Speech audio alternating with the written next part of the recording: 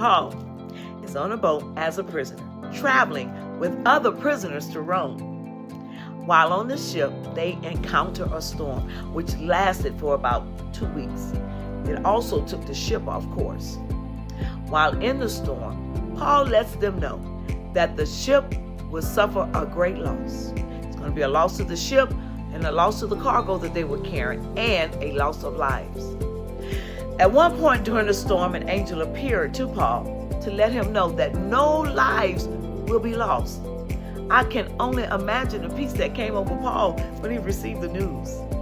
You would think that things got better after hearing the news from the angel, but the storms continued.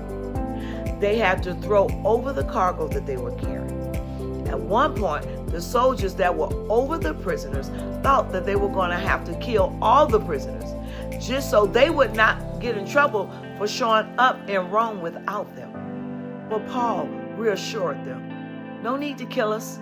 We will all get to Rome. Then the ship hits a sandbar and breaks into pieces.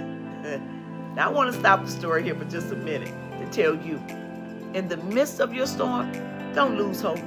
Just stand on the word of God, the promise that he spoke over you in your life, and listen for instructions. Imagine being in the midst of the sea and the ship that you're on falls to pieces.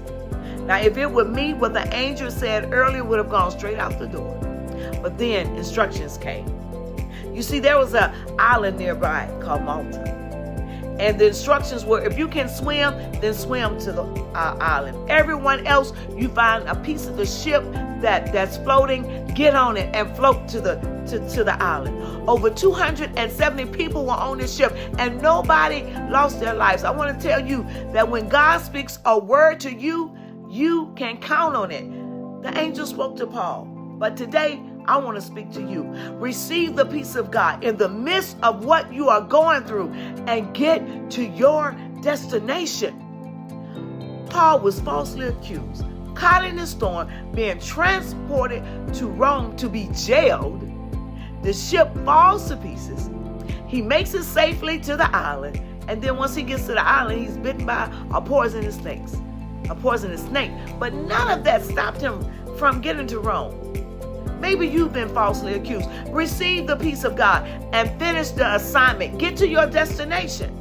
Maybe you are in a circumstance that's been troubling for you. You've been in storm after storm. I want to say receive the peace of God in the midst of the storm.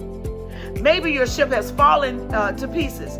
Things that you've trusted in, people that you've trusted in, maybe they've walked away. Receive the peace of God and make it to your destination. Just receive and live in the peace of God. God will see you through all of life's ups and downs. Hebrews 6:19 says this, let us know that our hope is secure and steadfast as a well-placed, secured, and unbending anchor. Our anchor is not located in the deepest sea, but in the highest heaven. My God, be blessed. I love you, and I'll see you soon.